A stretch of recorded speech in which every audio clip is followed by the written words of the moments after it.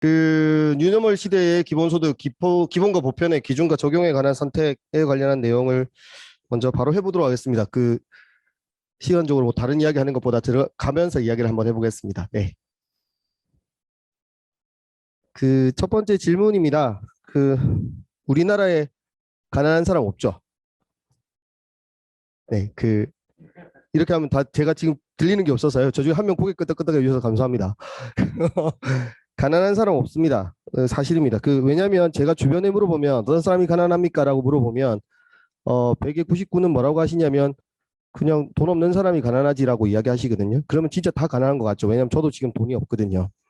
그래서 다 가난하다고 생각하고 그, 그 집주인 만나기 전에 은행 점장 먼저 만나야 되는 상황이라서 쉽지 않다고 생각했었는데 그럼 가난하다고 어느 정도 가난한 게 진짜 가난합니까? 물어봐야 되니까요. 그래서 어떤 분들을 진짜 가난합니까? 라고 물어봅니다. 그 물어보면 열애업은 이제 적당한 기준을 찾으시다가 수급비 받으시는 분들 가난하다고 생각하죠.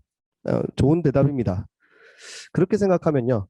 우리나라 국민기초생활비 보장비 기준에 따져보면 수급비까지는 다 채워주도록 되어 있죠. 제도적으로는. 그러니까 최저생계비 이하인 사람들을 가난하다고 부르는 순간 최저생계비 이하에 있는 사람들을 우리나라에는 제도적으로는 없습니다. 그러니까 가난한 사람이 없는 거죠. 저는 이야기하는 겁니다. 진짜 대한민국에 가난한 사람 없다고 생각하는 겁니다. 그럼 제가 이야기했을 때 뭔가 모순적이라거나 혹은 기분 나쁜 마음이 들기 시작하면 나 분명히 가난한데 왜 최저생계비 가지고 이야기하나? 이게 저희의 이야기의 시작점일 거라 생각이 듭니다. 아닙니다. 넘어가면 안 됩니다. 네. 지금 이게 굉장히 수작업이기 때문에 갔다가 왔다가 합니다. 네. 그 기본소득과 그래 저는 이제 기본소득이 발제 부탁받았을 때 첫 번째 들었던 생각이 그 아까 전에 시작할 때도 말씀드렸는데 기본소득 어떤 분께서 말씀해 주시는 것 같았는데 기본소득 논의 너무 오래 한 것 같다. 좀 지친다. 이런 이야기 하시는 분 계실 겁니다. 사실 기본소득에 대한 논의가 정말 많았거든요. 필요성과 효과성에 대한 이야기들. 그러니까 필요하다는 이야기의 주장과 필요하지만 적용시키기에 조금 더 기다려야 된다라는 이야기. 그 효과가 있다라는 이야기야. 효과가 있지만 투입 대비 너무 큰 거 아니냐라는 이야기가 지속적으로 반복됩니다. 그래서 그런 이야기가 그 지속적으로 되어 왔는데 또 오늘 또 그런 이야기 할 필요가 있을까라는 생각이 들었고 보편적 복지 포럼이라는 목적에 맞게 그 기본소득에 대한 위치를 어떻게 좀 잡아볼까라는 이야기에 좀 초점을 좀 잡아보고자 했습니다. 그래서 기본소득이 다양한 아까 우리 유동철 교수님 말씀해 주셨던 것처럼 기존에 있는 다양한 사회복지 제도들이나 기존에 있는 뭐 정책, 뭐 노동정책이나 소득정책과 관련했던 제도들의 대체가 아니라고 한다면 기본소득만의 위치가 정해져 있으면 사실 그 논의가 훨씬 더 빠르게 흘러갈 수 있다는 거죠. 단순하게 이것도 한번 해보자가 아니라 이것에 필요한 위치를 정확하게 규정 지어야 될 때가 아닌가라는 생각을 해봅니다. 그래서 가난한 사람 없는 대한민국에서 왜 이렇게 또다시 가난함을 이야기하고 있는지 모르겠지만 단체로 한번 오늘 그 생각을 좀 정해볼 수 있었으면 좋겠습니다. 다음입니다. 네. 네, 이렇게 되어 있는데 제가 어디 가나 뭐 목차 잘 안 보시더라고요. 다음. 네. 첫 번째입니다. 전제입니다. 일단 그 뉴노멀의 시대라고 이야기를 좀 잡아봤습니다. 사실 그 제가 초등학교 때부터 그냥 전 뭐 그렇게 깊이 있게 공부한 건 아니지만 초등학교 때부터 읽었던 책들의 서두는 항상 이렇게 한국 사회의 급변함에 대한 논의 이렇게 시작했었거든요. 근데 저는 지금 학교의 학생들을 가르치고 있는 상황인데 아직도 대부분의 책들은 한국 사회의 급변함에 대해서 논의하고 있습니다. 급변함이 상시가 된 이상 우리는 한국 사회에서 더 이상 급변함은 상시가 아니거든요. 근데 다만 새로운 이야기 꺼낼 때 이제 뉴노멀이라고 하는 어떤 시대는 지금 사람들이 굉장히 멀리 있었다는 이야기였는데 지금 조금 다르게 분명히 다가온다고 느껴집니다. 그러면 그 이야기가 무엇일지를 한번 정리해 보면 좋을 것 같습니다. 네, 뉴노멀에 대한 이야기죠. 사실 뉴노멀이라는 용어를 좀 들어보신 적이 있으실 겁니다. 아마 팬데믹이라고 하는 코로나 이전에는 조금 유행을 하려고 했었거든요. 이제 이 용어 한번 써보자라고 이야기하고 있었는데 반짝반짝거리고 있다가 그 사실은 굉장히 그 팬데믹 코로나에게 큰 영향을 받은 단어 중에 하나가 4차 산업혁명이랑 이 그 뉴노멀이라고 보여집니다. 유행처럼 흘러가 버렸죠. 그 뉴노멀이라고 하는 이야기가 처음 등장했을 때 어쨌든 새로운 기준이나 새로운 보편성에 대한 이야기를 한번 해보죠. 새로운 기준이나 새로운 뭐 보통 정상적인 수준에 대한 이야기라고 한다면 사실은 2008년 그 뉴노멀이라고 하는 이 시대 뉴노멀이라고 이야기하려면 이전에 있던 노멀에 대한 기준에 저희가 논의를 해야 되지 않습니까? 그 논의를 해야 되는데 뉴노멀이라는 이 이야기가 처음 벌어진 건 2008년 사실은 이제 그 금융사태 전체적인 금융 위기에서 등장을 했었습니다. 기존에 있었던 그때 이야기 방식이 사실 굉장히 좀 멀리 있었어. 왜냐하면 우리나라 같은 경우에서는 2008년의 금융위기보다는 1997년에 겪었던 금융위기가 훨씬 더 컸었고, 그걸 회복하는 과정에서 2010년, 2008년부터 2010년까지 이어지는 세계 금융위기가 왔었기 때문에 저희가 받는 그 사실은 피해나 혹은 상대적인 어떤 어려움에 대한 경험들은 조금 더 적었습니다. 그래서 저희가 2008년의 경험을 가지고 뉴노멀에 대한 이야기를 하는 것은 조금 더 사실은 거리가 멀었던 거 봅니다. 근데 이 이야기가 급속도로 퍼질 수 있었던 건 우리 지금도 겪고 있지만 그 팬데믹, 이제 코로나 시대가 등장하게 되면서 코로나 이후에 지금 코로나를 통해서 사실은 근근히 버텨오던 위험성들이 다 터져 나오게 되면서 이제는 이 부분에 대한 정리가 조금 일어나야 되지 않을까라고 이야기하면서 사실은 새로운 그 기준, 새로운 조건이 부여되는 시대에 대해서 우리 고민해야 될 때가 아닌가라는 이야기를 조금 하게 된 것 같습니다. 네. 네, 감사합니다. 우리 호흡이 맞는 것 같습니다. 그래서 뉴노멀의 시대를 좀 분기점으로 한번 잡아보면 사실 첫 번째 저는 한번 심심할 때 한번 집에 찾아본 적이 있거든요. 그 우리나라 초대 대통령부터 현 대통령까지 공통적인 뭐라고 말씀하셨나, 그래서 어떻게 대통령이 되셨을까, 저도 운이 좋으면 그러면 대통령이 될까 싶어서 한번 본 적이 있습니다. 본 적이 있는데 모든 대통령님들이 다 똑같이 경제 성장을 이야기하시더라고요. 그 결과 저의 해석은 경제 성장은 불가능한 거다. 안 이루어지는 거다라고 이야기했습니다. 왜 안 이루어지는 거라고 하냐면 경제 성장의 기준은 언제나 지금 상황에 대해서 성장을 바라기 때문에 조금 더 나아지자는 약속이지, 경제 성장을 통한 안정이라고 하는 것도 언제나 좀 멀리 있는 이야기 아닌가라는 생각을 해봤습니다. 그래서 경제적 어려움의 논의는 사실 굉장히 시급하게 어려움을 겪지 않는 이상 상시적인 어려움인 것 같습니다. 경제적인 위기나 경제적인 어려움은 상시적 위기라고 본다면 팬데믹은 사실은 잠재적 위험성을 키웠던 분기점이라고 보여집니다. 이제 저희한테는 사실 이 부분이 굉장히 크게 와닿을 수 있다는 거죠. 상시적인 위험과 그리고 예측 불가능했지만 굉장히 보편적으로 위험을 겪게 되는 이것들을 같이 경험하게 된 겁니다. 그러면 이제 어떤 분기점에 대한 고민들을 저희가 시작할 수 있겠죠. 그런데 이제 위기가 있었을 때 어떤 분들, 저도 이제 뭐 진짜 이거 끝나고 나면 새로운 시대가 오지 않을까라고 이야기할 때 걱정 많으신데, 기대를 가지고 계신 분들은 우리나라가 가지고 있는 굉장히 다이나믹함, 우리나라 국민들이 보여주는 굉장히 변화 적응성, 굉장히 어려움이 있었음에도 불구하고 각자의 참여와 시민사회적인 어떤 참여와 그리고 공동체적인 정신에 기반했던 적극적인 노력이 이루어지고, 그래서 사실 비교적 짧은 기간에 굉장히 다양한 위험들을 겪었지만 좀 잘 이겨냈던 건 사실입니다. 그래서 대응력이 꽤 높다. 뭐 과거 경험을 통해서 현재에 대한 진단을 해보면 대응력이 꽤 높은 상황이라고 볼 수 있겠죠. 그러면은 우리는 이렇게 생각할 수 있다고 생각합니다. 그러니까 위기가 왔었을 때 우리 사회가 가지고 있는 대응력을 실행력이라고 본다면 어느 정도 대응력과 실행력은 준비되어 있다는 겁니다. 그러니까 할 수 있는 잠재적인 그게 있다는 거죠. 포텐이 있다는 겁니다. 네, 다들 못 믿으시겠지만 있다고 생각합니다. 경험상으로 봤을 때 원래 사람을 예측하는 제일 좋은 방법 중에 하나가 과거를 통해서 현재를 예측하는 거거든요. 늘 30분 지각하던 애는 내일도 30분 지각합니다. 그렇게 생각하면 됩니다. 그래서 우리가 지금까지 잘 이겨냈던 대응력이라고 한다면 특히 코로나 시대 때 보여줬던 전 세계에서 보여주지 못했던 시민사회적인 참여를 계산해 본다면 분명히 이 부분들에도 대응력은 있다고 봅니다. 문제는 대응력을 끌고 나갈 방향에 대한 이야기입니다. 그러니까 어떤 식으로 이 위기를 이겨내야 될 것인가에 대한 고민이 이제는 좀 제시돼야 된다는 거죠. 단순하게 그때 상황에 맞춰진 게 아니라. 네, 넘겨주시면 좋겠습니다. 그래서 뭐 몇 가지 것들을 생각했습니다. 이게 뉴노멀이라고 이야기한다면 사실은 이전에 있었던 노멀 시대에 대한 평가를 어떻게 할까, 그 기준을 좀 어떻게 잡아볼까라고 이야기를 좀 잡아봤습니다. 사실 오늘 이야기하고 싶은 거는 여기가 제일 핵심인 것 같은데, 한국 사회가 변화했던 전체적인 것들을 보면 1950년부터 60년, 70년까지 올라가는 시기에서 절대적 빈곤 시기를 저희는 겪었죠. 소위 말해서 다 가난했던 겁니다. 다 가난했는데 이때는 뭐 국가도 가난했고 국가의 어떤 제도를 기대할 수 없습니다. 그러니까 스스로 본인이 해결할 수밖에 없습니다. 그러니까 사회에 대한 기대보다는 본인의 노력이 강조되는 거죠. 뭐 저희 사회복지 공부했던 사람들끼리 빈곤에 대한 책임이 개인에게 있다, 이게 아니라 단장 지금 먹고 살아야 되기 때문에 스스로 그 책임을 오롯이 다 져야 되는 시기입니다.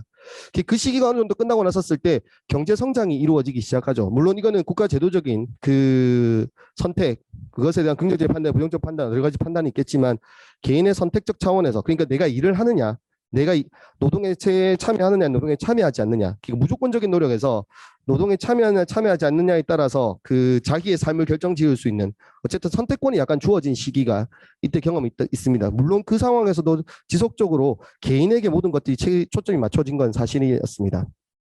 그래서 그 가난하다고 생각하는 사람, 저희 부모님들도 가끔 제가 사회복지를 배우고 있으면 저희 부모님들도 그 가난하신 분들한테 늘 이야기할 때 노력 안 해서 가난한 사람도 있다 이런 이야기 아직도 하시거든요. 이제 경험에 쌓여 있으신 거죠.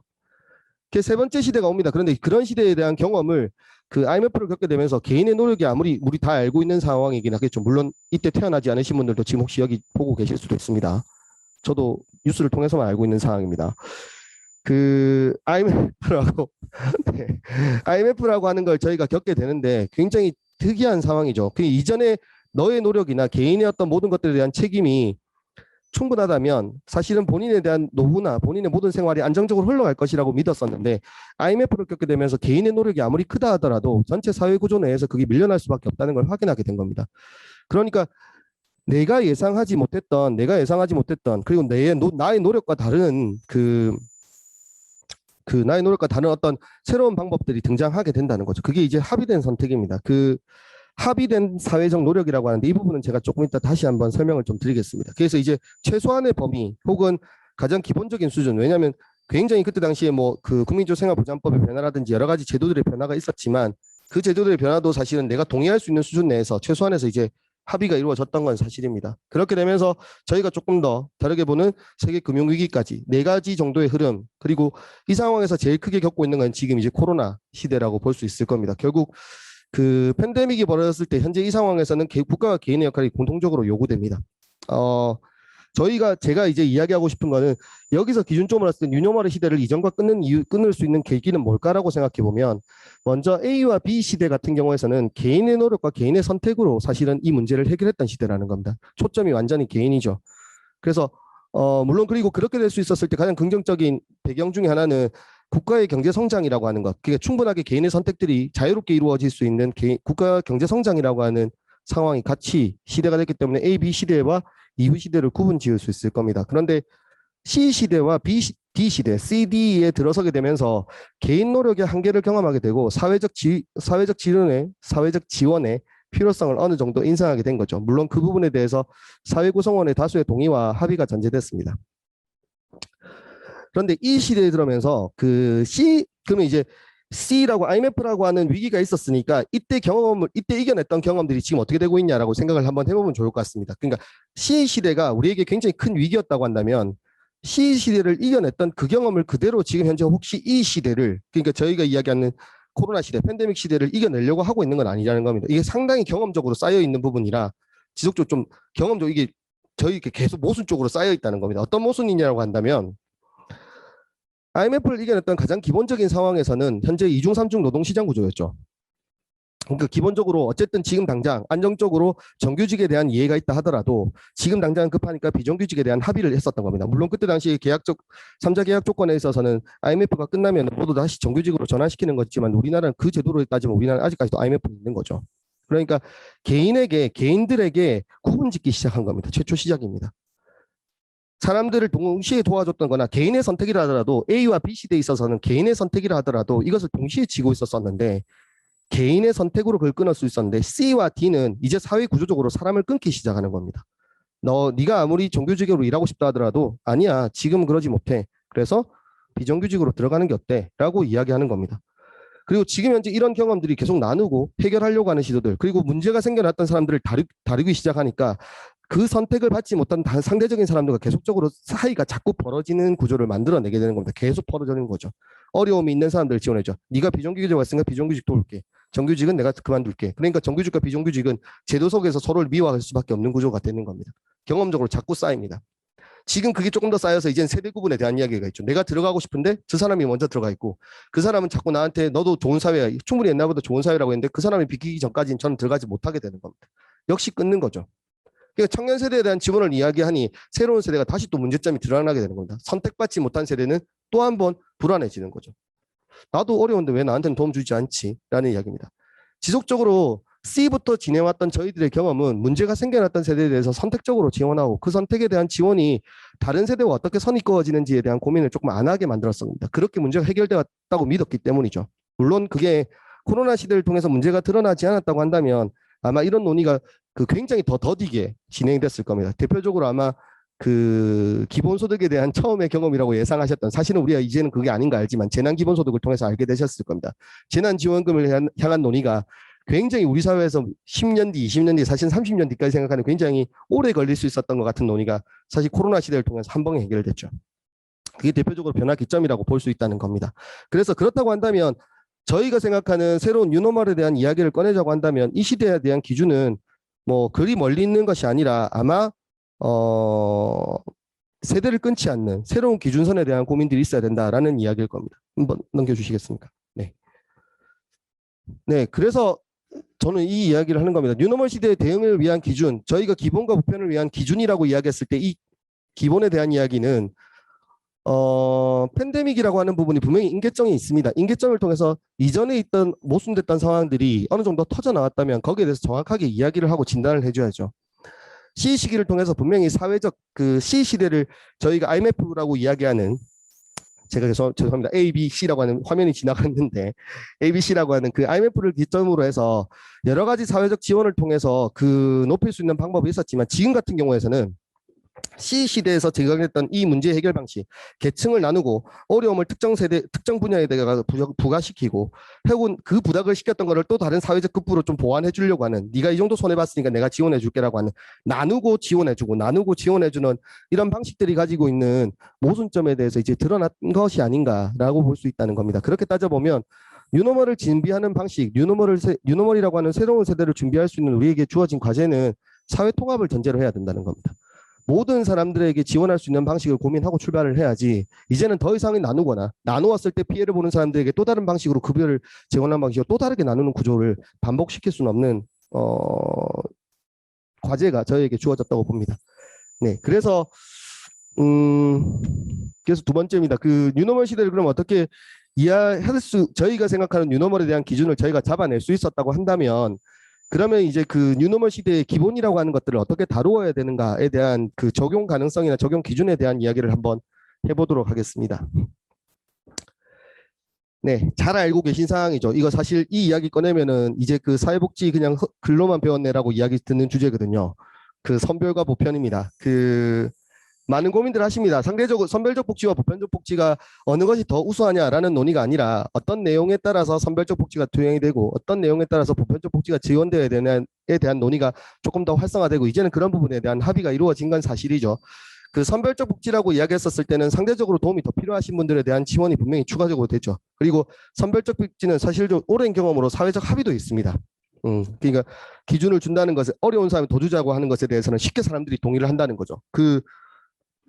모든 사람들이 다 기초연금 받고 싶어 한다 이렇게 해요. 저희 부모님한테 제가 가끔 제 학생들한테 너희도 기초연금 받고 싶지 이렇게 이야기하면 예 이렇게 합니다. 그래서 굉장히 기분이 좋습니다. 저는 학생들 보고 나는 돈 많이 벌어서 기초연금 안 받는 어르신이 될 거야 라고 이야기합니다. 자랑스럽게 이야기하거든요.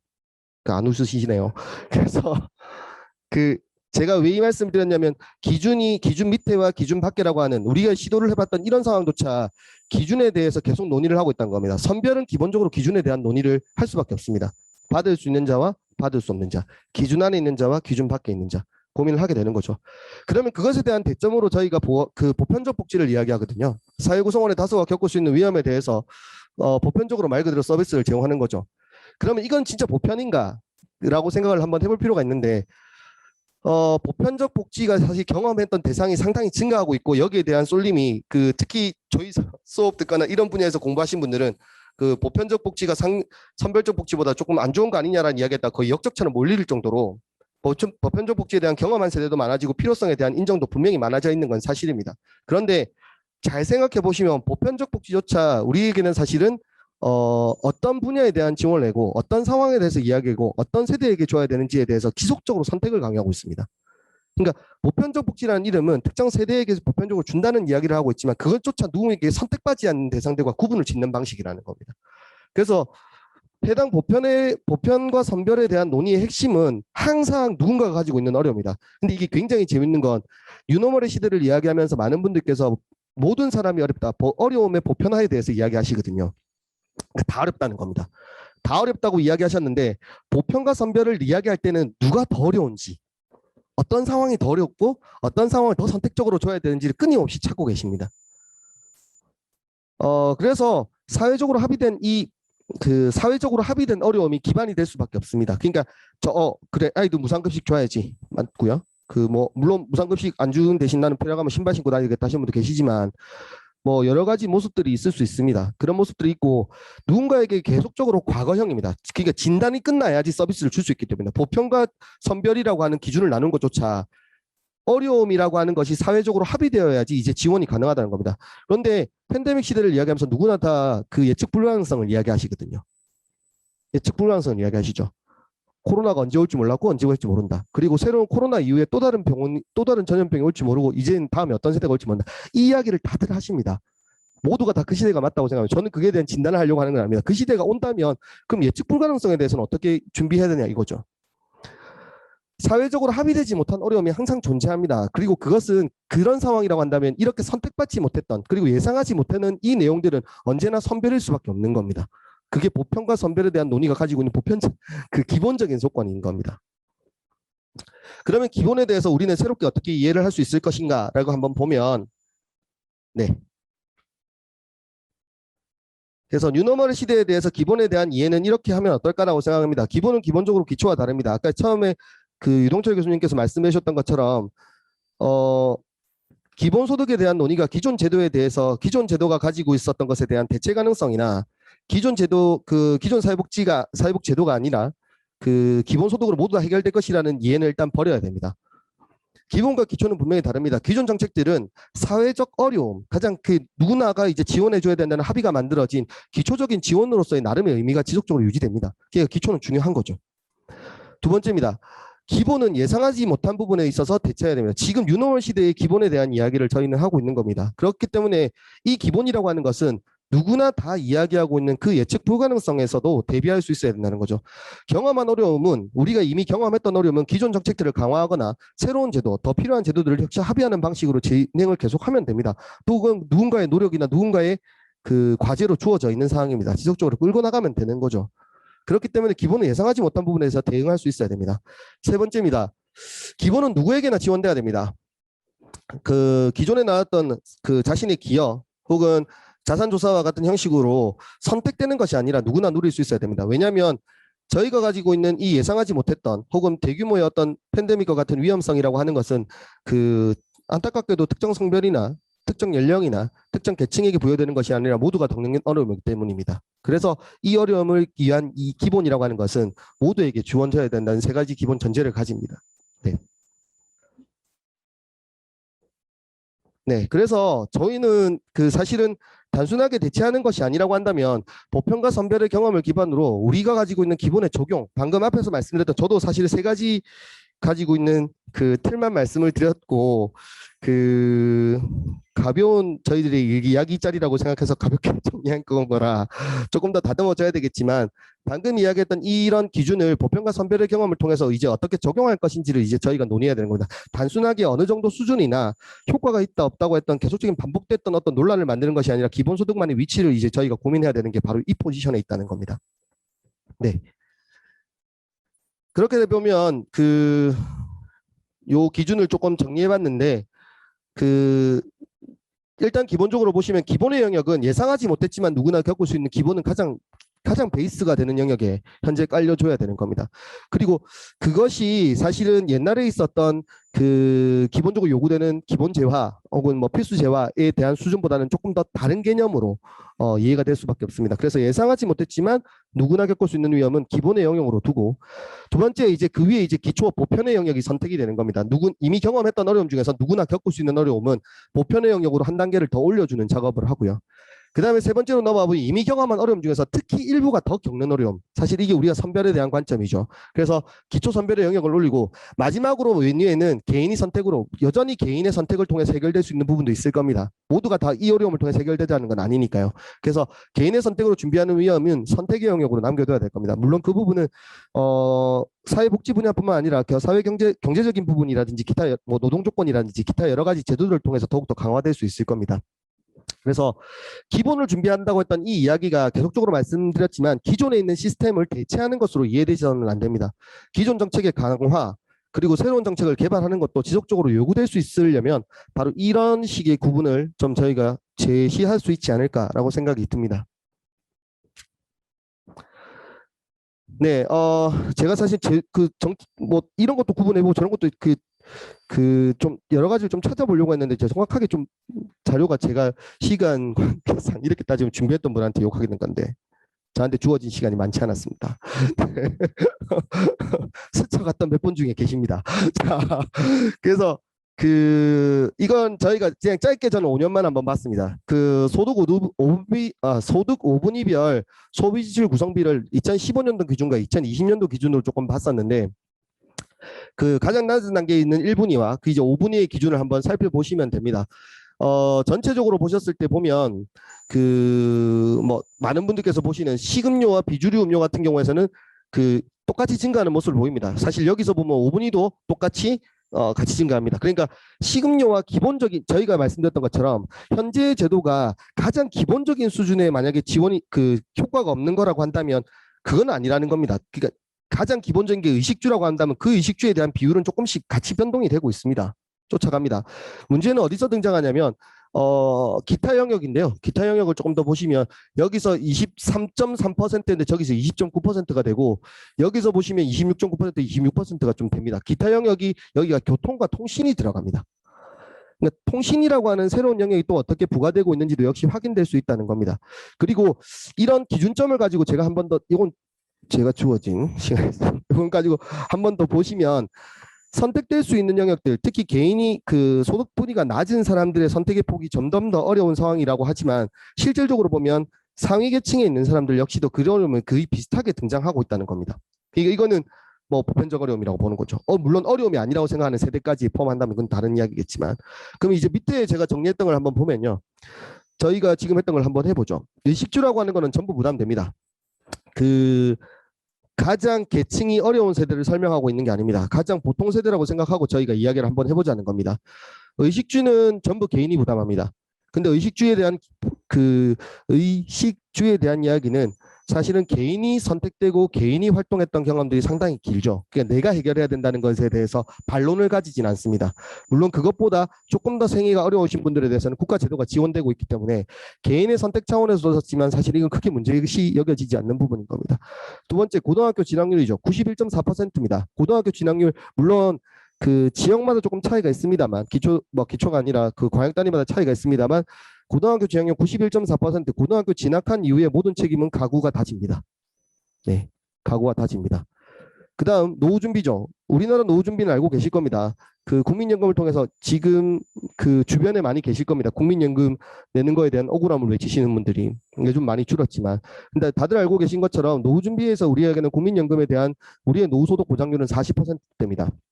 물론 이거는 최초 노동을 통해서 벌게 됐던 소득과 최후의 노동을 은퇴하기 직전까지 벌었던 소득을 100으로 본다면 그 전체 100에서 40% 정도를 지원한다는 거거든요. 그렇게 따져보면 자기 생애에서 평균 정도 수준의 10%가 못 미치는 비율을 이야기합니다. 참고로 말씀드리면 IMF 가장 보수적이라고 생각하는 IMF 같은 경우는 전체를 100으로 본다면 60%까지는 지원돼야 된다라고 이야기가 보고서는 이미 나온 적이 있습니다. 그래서 20%가 부족되고 있으면 그 20%에 대한 책임 역시 개인이 다 집니다. 네. 저희가 개인이 부담을 져야 되는 사항들을 정리해 보는 겁니다. 그 다음에 건강보험 보장률이죠. 60%인 건 다 알고 계실 겁니다. 지금 현 정부에서 이제 그 보장률을 조금 더 높이겠다라고 하는 의도를 밝히셨고 지속적으로 강화되고 있는 건 사실이지만 60%에 대해 있는 이 건강보험 보장률은 40%에 있는 부담에 대한 오롯이 본인에 대한 책임을 다시 의미할 수 있습니다. 자, 그 다음 대학 진학률이죠. 70.4%입니다.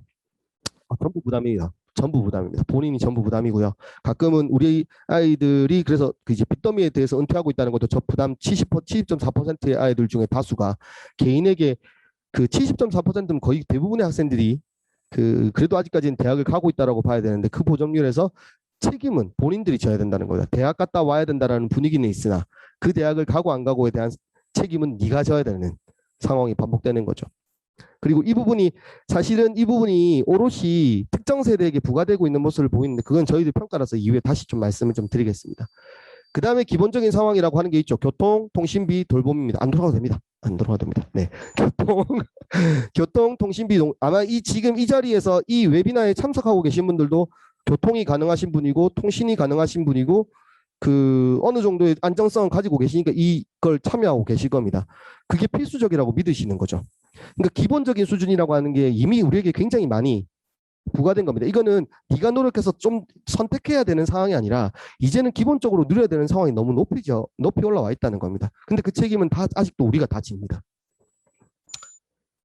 네, 한 번 더 눌러주시면요. 그래서 기본소득에 대한 기준점은 이렇다고 봅니다. 새로운 기준의 등장은 기존에 적용되고 있었던 기준을 기반으로 현재 출발해야 된다면 개인의 선택으로 해결되고 있던 부분 혹은 보편과 선별로 해결되고 있던 부분을 포괄할 수 있도록 그 기본을 제공하는 사회가 요구되고 있습니다. 그러면 그게 뭘까라고 고민해 보시면 저는 기본소득에 대한 포지션은 바로 여기에 있다고 봅니다. 그러니까 기존 제도를 흐트리지 않으면서 사실은 새로운 제도가 기본적인 말 그대로 뉴노멀 시대를 준비하는 새로운 기본적인 수준을 이제 제공해야 될 필요는 이 부분이 아닌가라고 생각을 하는 거죠. 네, 넘겨주시면요. 네. 쓸데없이 영상을 애니메이션 많이 넣어가지고 네. 적용입니다. 그래서 기본소득 선택인데 네, 한번 보도록 하겠습니다. 네. 네, 제가 아마 오늘 발표할 때도 주변에 이제 기본소득 좀 정리해야 될 때가 아닌가 이렇게 이야기했는데 많은 분들께서 그래서 기본소득 뭐 이야기할래? 누구 줄 건지, 얼마 줄 건지, 언제 줄 건지. 그래서 나는 받을 수 있나? 언제 돼야? 그다음에 뭐 중장년 이야기하면 안타깝네. 제가 나중에 부산 연구를 잠깐 이야기할 텐데 제가 부산 연구 시작할 때 중장년 기본소득 논의하고 있다라고 했더니 많은 분들께서 격려와 지지를 보내시면서 그래서 나는 언제 받을 수 있노라고 이야기를 마치셨습니다. 그러니까 주로 이렇게 논의가 흘러갑니다. 그러니까 그 논의는 말씀드렸지만 상대적으로 나도 힘든데라고 하는 분들이 계속적으로 등장하는 겁니다. 지금 청년 세대에 대한 지원 역시 한계를 가지는 건 그 청년 세대가 지금 내가 청년이기 때문에 도움을 요청했던 그 세대가 과연 청년이 아닌 세대가 됐었을 때 그럼 나는 이번 청년 정책을 더 안정적이 되었으니까 이후 세대에 대해서는 그들은 청년 정책으로 그대로 두고요. 저는 이제 중장년이니까 마음 놓고 살아볼게라고 할까요? 아닙니다. 또 다르게 어려움에 대해서 고민을 하게 될 겁니다. 기본적인 수준을 고민하지 못했기 때문입니다. 나도 어렵다는 이야기를 꺼내는 데 익숙한 거죠. 그게 나쁜 건 아닙니다. 진짜 어려운 거라서. 그래서 기본소득을 적용할 때 선택돼야 되는 사람들은 굉장히 많죠. 대상, 수준, 전달 방식, 재원, 기본소득 관련한 아이디어들, 그리고 기본소득 효과까지 다양한 논의들이 있습니다. 이 논의 굉장히 많은 거 이미 알고 계실 겁니다. 네, 기본소득의 기준점에 대한 고민들만 빠져있죠. 네.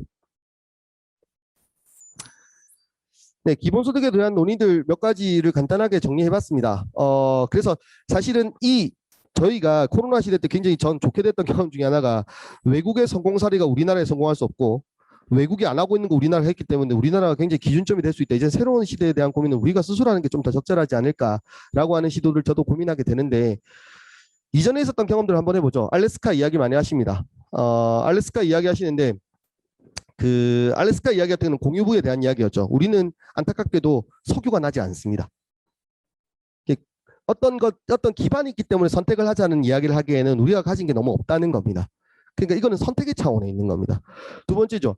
스위스에 대한 이야기인 겁니다. 사실은 생산이 굉장히 많이 늘어나고 스위스의 생산이 굉장히 많이 늘어나고 있는데 그러니까 소위 말해서 잘 사는 전체 부는 늘어나는데 가난한 사람들이 증가하기 때문에 이 부분을 어떻게 해야 될 것인가에 대한 논의였습니다. 사실은 이건 굉장히 적절하다고 봅니다. 근데 이건 이야기를 하겠습니다. 기존 제도를 좀 대체하려는 시도들이 있었기 때문에.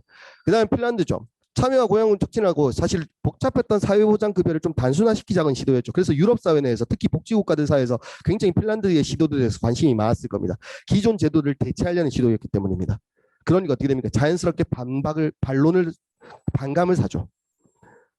캐나다 온타리오주 같은 경우는 부여소득세에 대한 접근 방식입니다. 물론 이런 방식으로 특히 뭐 여러 가지 한지가 안 하는 지역 이렇게 많이 보신 적이 있으실 겁니다. 다양한 방식으로 기본소득에 대한 시도가 있고 그 시도들 사이에서 기존 제도를 대체하기 위한 시도는 긍정적으로 받지 못한다는 것을 동시에 확인할 수 있습니다. 그러면 결국은 기본소득 나름의 필요성에 대해서, 그러니까 기존 제도를 대체하는 방식이 아니라, 계속 반복적으로 말씀드리지만 기존 제도를 대체하는 방식이 아니라 기본소득 나름의 우리 사회에서 기본소득이 자신만의 포지션을 가지고 필요한 부분을 이제는 선택해야 될 시간이 아니라는 겁니다.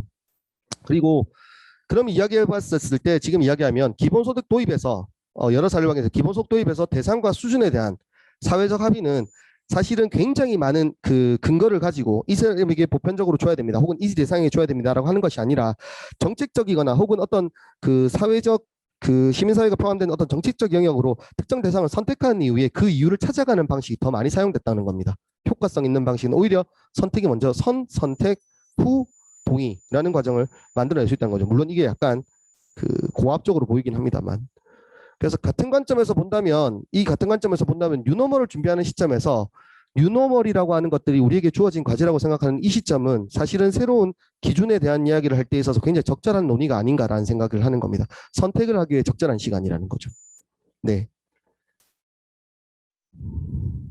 네. 그래서 제가 이거 준비할 때 어떻게 하다가 제가 부산의 기본소득 그 개발원에서 하셨던 두 번째 연구를 제가 진행하게 돼가지고 같이 지금 이까지 와 있는 것 같은데 그 과정에 대해서는 다음에 술자리 한번 만들어주시면 제가 말씀드리겠습니다. 기본소득 적용에 대해서는 연구를 하게 됐는데 그 연구를 보면 제가 오늘 지금 소개시켜드리는 부산의 연구 사례는 그 하나의 사례일 뿐입니다. 말 그대로 현재 진행됐던 기본소득에 대한 논의, 그리고 연구, 그리고 시도들 모두가 다 중요합니다. 모두가 다 중요하고 그 효과성에 대해서 이미 인정을 받으셨을 겁니다. 그래서 이거는 진짜 말 그대로 부산에서 이 발제를 하기 때문에 부산에서 연구 사례를 한번 이야기해 보는 게 어떨까 정도 수준으로 봐주시면 좋을 것 같습니다. 네, 그 첫 번째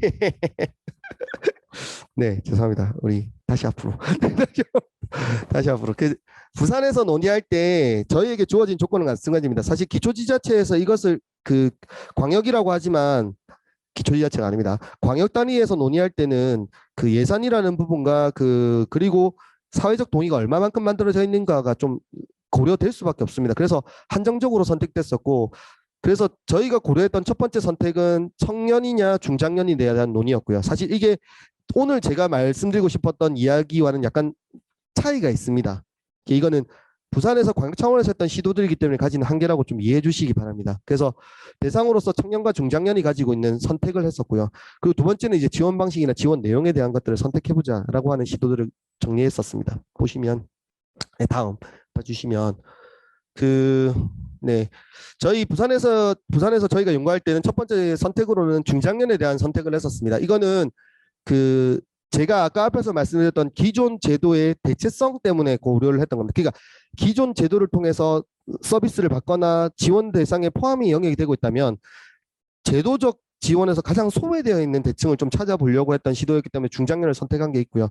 그리고 현재 우리 사회 구조 내에서 좀 가지는 이야기를 볼 텐데, 기존에 보시면 그 세대 간의 연계에서 확인되는, 저희 이제 화면에서 보시면 좌측에 있는 내용을 보시면 그 논의를 두 대상으로 했다고 했었지 않습니까?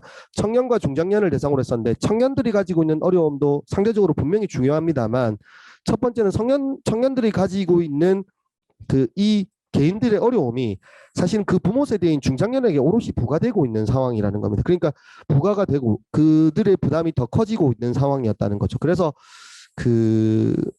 어려움이 있었다고 생각하고, 동시에 지금 저희가 보고서가 아니라서 이건 좀 빠져 있는 상황인데 부족하지만 굉장히 부족한 상황이지만 청년들에 대한 지원들이 상당히 다양한 방법으로 현재 시도가 되고 있습니다. 그래서 그러면 정책적 대상으로도 봐도 그렇고, 그리고 사실은 부담의 편중이라는 관점에서 봤었을 때 상대적으로는 청년이 아니라 중장년에게 조금 더 논의가 되는 것이 적절하지 않은가라는 것으로 선택을 할 수밖에 없었습니다. 선택할 수밖에 없었고, 이거는 청년이 덜 중요하다는 뜻이 아니라 정책 도입을 하기 위한 기본적인 선택의 차원에서 논의가 했음을 다시 한번 정리해 드립니다. 그리고 오른쪽에 있는 그림을 보시면 알겠지만 현재 제도 내에서 중장년에 대한 고민들이 어떻게 시도됐었냐면, 우리나라에서 기본적인 은퇴 연령을 60세라고 기준을 잡으면 60세에서 실제로 이제 기초연금을 받는 세대, 그리고 국민연금을 받는 연령이라고 하면 62세에서 63세까지 잡으면 5년에서 최소 3년에서 최소 5년까지의 기간은 오롯이 정책적으로 갭이어가 발생되어 있습니다. 그러니까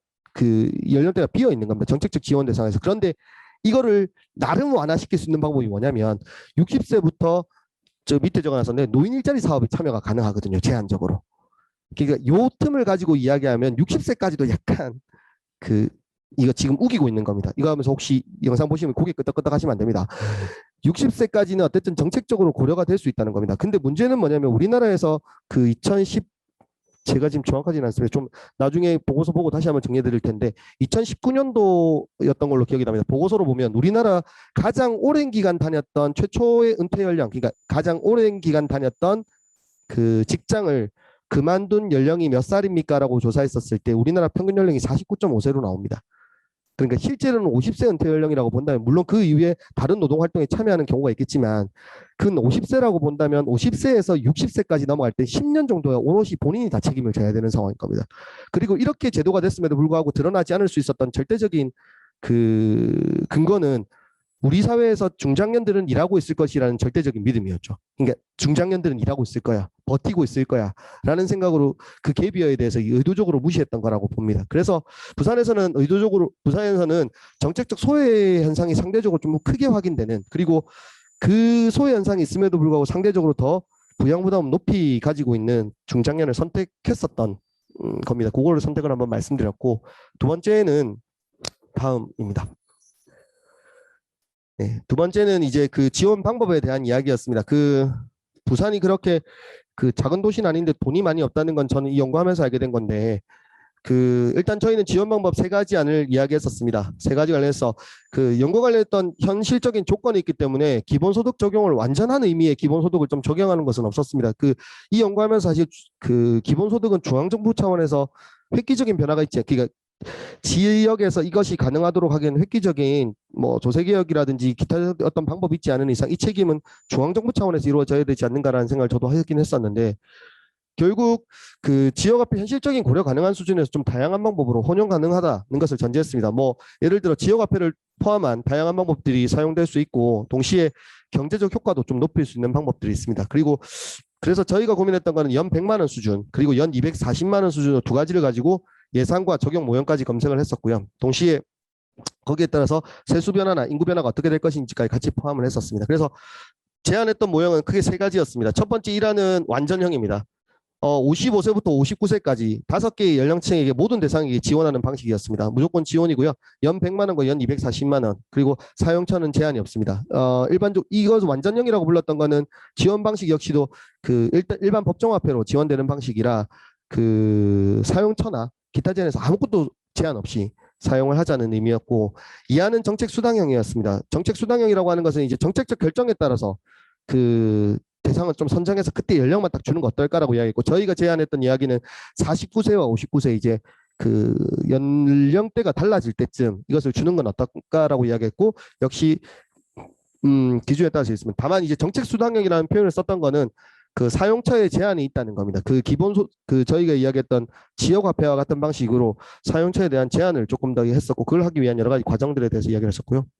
세 번째는 생애 선택형입니다. 55세부터 59세까지 5년간의 기간 동안 해당 기간 중 1년만 사용할 수 있게 되는 겁니다. 1년만 딱 신청할 수 있는 정책 선택형 모형을 생애 선택형 모형을 제안했었습니다.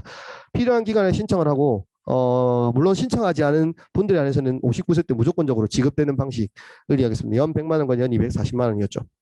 물론 이걸 하면서 그 경기도나 기타 사회에서 하고 있는 일정 정도 거주 기간이라든지 지불 방식에 대한 논의는 열렸습니다. 그래서 이렇게 하고 나서 각 안에 대해서 아까 100만 원과 200만 원 그 기준이 있었다고 했으면 그 안에 대해서 100만 원, 200만 원, 50만 원, 100만 원, 100만 원, 240만 원 요 기준으로 따져서 그 6가지 예산과 그 지급 예산과 그 이제 수의 소득 수준을 이야기를 해보면 그 요렇게 잡혀 있습니다. 연평균 일한 완전형 같은 경우에서 2,447억, 그다음에 일한 완전형 240만 원 같은 경우는 5,635억, 그리고 이한 같은 경우에서 연 50만 원 516억, 연 100만 원 같은 경우는 1,032억. 물론 요거 이제 계산만 해보면 되는 거니까. 그다음에 생애 선택형 같은 1,525억에서 3,661억 정도의 지급 예산이 만들어지고, 거기에 따라서 수혜 계층의 안들을 보면 4조에서 그 1조에서 4조 정도 되는 정도의 수혜계층의 소득 수준이 높아지는 결과들을 만들어낼 수 있는 겁니다. 실제 투입 예산이 그 투입 예산에 비해서 실제 효과가 분명히 나타나고 있다는 걸 확인할 수 있습니다. 그리고 거기에 따라서 GRDP와 인구 증가율 역시 일정 정도 효과가 분명히 있을 거다. 특히 그 부산이라고 하는 한 340만 정도의 대규모 도시, 그래도 적지 않은 도시의 규모에서는 이 지원됐던 것 이상의 효과는 분명히 있지만 뭐 이런 논의는 아마 익숙하실 겁니다. 효과는 있으나 다시 예산에 대한 문제. 그래서 제가 오늘 이런 이야기를 하려고 했던 건데 이런 의도들을 저희가 그 검증 한번 확인한 적이 있다 정도 수준으로 봐주시면 좋겠습니다. 네, 다음으로 봐주시면요. 네, 네네. 그래서 정리해보면 새로운 기준으로 기본의 시대 오늘 이야기를 좀 해보려고 합니다. 마지막 그냥 간단하게만 정리하겠습니다. 네. 새로운 시대 표현할 때 저 TV 틀면서 이제 그 더 이상은 이제 새로운 시대가 왔다 준비해야 된다라는 이제 그런 TV 틀어서 나오는 강의를 잘 안 봅니다. 이제는 더 이상 새로운 게 안 나올 것 같아서요. 새로운 시대를 너무나 많이 이야기하셔서 그 제가 처음에 말씀드렸지만 한국 사회에서 급변함에 대한 논의가 제가 태어나서 한 번도 놓치지 않고 들었던 이야기인데 도대체 이 그 지금 말하는 이 새로운 시대가 또 어떤 걸 의미하는가에 대한 궁금증은 많이 사라진 상태입니다. 그래서 이제 이야기하는 것이 아니라 실제 거기를 어떻게 준비해야 되고 어떤 방식으로 이걸 받아들여야 되는지에 대한 논의가 더욱 중요하다고 봅니다. 예측 불가능성, 위험의 대규모와 기존 제도들의 한계 등을 고려해 볼 때 새로운 시작은 세대를 나누는 방식이 아니라 세대 통합 혹은 사회 통합을 강조하는 방식으로 진행되어야 되고 이는 기본과 관련한 다양한 정책적 논의를 이야기할 때 기본과 관련한 가장 기본적 위치에 대한 이야기이지 않을까라는 생각이 듭니다. 그리고 이런 것들은 팬데믹이라든지 현재 상황에서 여러 가지 모습들에서 분명히 확인되었다고 봅니다. 새로운 시도는 기존 제도의 기반이 될 수 있도록 계층과 문제를 나누는 방식이 아니라 모든 사회 구성원들을 안을 수 있도록 그리고 모든 사회 구성원들이 겪는 어려움을 안을 수 있도록 통합적인 방식으로 진행되어야 된다고 봅니다. 개인적인 결론이긴 합니다만 그게 기본소득의 위치나 필요성이 아닐까라고 생각합니다. 여기까지 하면 될 것 같습니다. 네, 감사합니다.